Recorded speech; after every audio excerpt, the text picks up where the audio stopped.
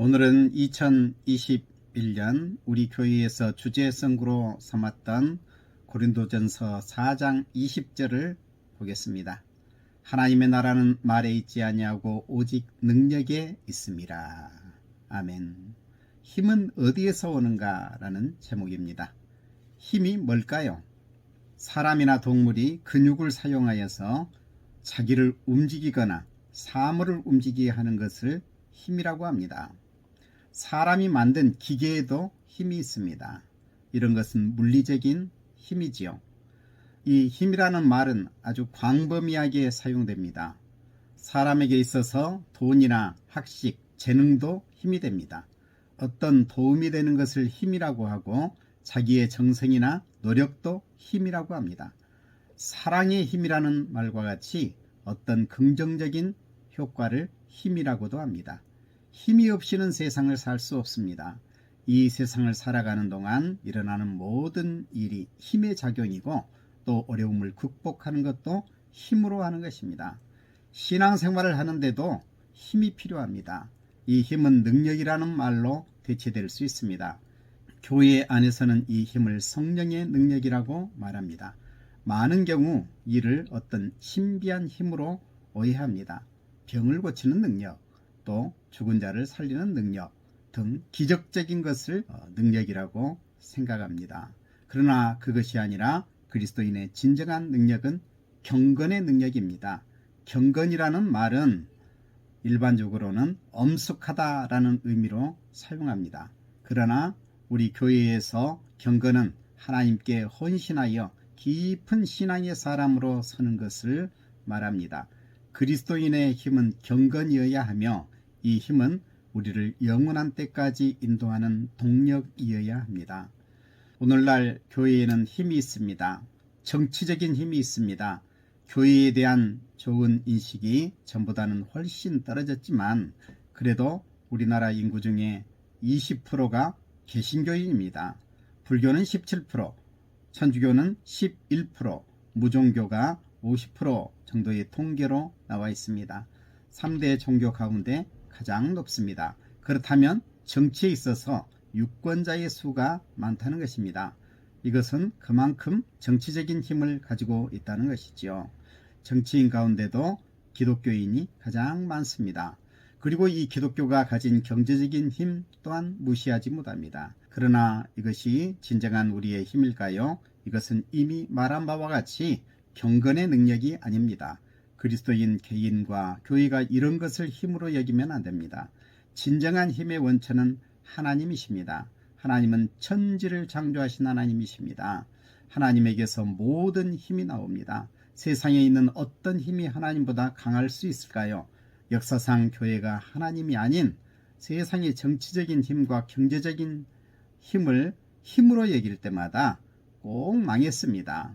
우리의 힘은 정치적인 힘, 경제적인 힘이 아니라 우리 하나님에게서 나옵니다. 오늘 본문 말씀은 고린도전서입니다. 고린도전서는 바울이 고린도 교회에 쓴 편지입니다. 고린도 교회는 지리적인 조건으로 큰 교회가 되었습니다. 교회가 커지니 교회 안에는 여러 부류의 사람들이 들어왔습니다. 그래서 교회는 상당한 권력과 경제적인 힘을 가지게 되었습니다. 그러나 그것이 교회의 진정한 힘이 아니겠죠. 바울은 가진 고난 속에서 고린도 교회를 세웠습니다. 그리고 그곳을 떠난 후 디모데를 보내 교회를 잘 돌보도록 했습니다. 그러나 고린도 교회는 말만 그럴싸하게 하면서 진정한 그리스도인으로 살지 않고 있었던 것입니다. 그래서 바울이 말합니다. 하나님의 나라는 말에 있지 아니하고 오직 능력에 있음이라. 여기서 이 말은 하나님의 말씀인 로고스와 같은 단어입니다.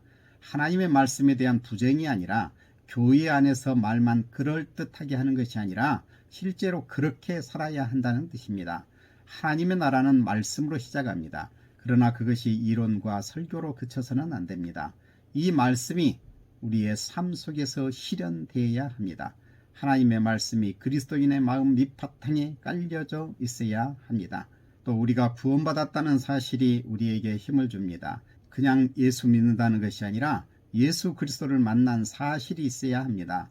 바울이 소아시아를 거쳐서 유럽 그리고 당시 세계의 심장부라고 할 수 있는 로마에까지 가서 복음을 전할 수 있었던 그 힘의 원천이 어디에 있었을까요? 사도행전에 보면 바울이 다메섹으로 가는 길에서 예수님을 만났습니다. 바울이 예수님을 만난 이 체험을 그 옆에 있었던 누가가 3번씩이나 기록했습니다. 바울에게 있어서 바울 자신과 같은 죄인을 불러 구원하여 주셨다는 이 놀라운 사건이 그의 평생을 이끌어 나가는 힘이었습니다. 그래서 그는 수없이 죽을 고비를 넘기면서도 이 복음을 전했습니다. 힘은 우리에게서 나오지 않습니다. 선비는 자기를 알아주는 사람을 위해 목숨을 바치고 여인은 자기를 기쁘게 하는 사람을 위해 몸을 가꾼다라는 말이 있습니다. 자기를 아름답게 꾸미는 힘이 사랑하는 사람에게서 나옵니다. 자기의 생명을 내놓는 정도의 그 힘이 자기를 인정해주는 분에게서 나옵니다. 죄와 사망과 영원한 심판에서 구원받은 이 사실이 우리에게 힘을 줍니다. 사도행전 22장 21절에 보면 예수님께서 바울에게 말합니다. 떠나가라.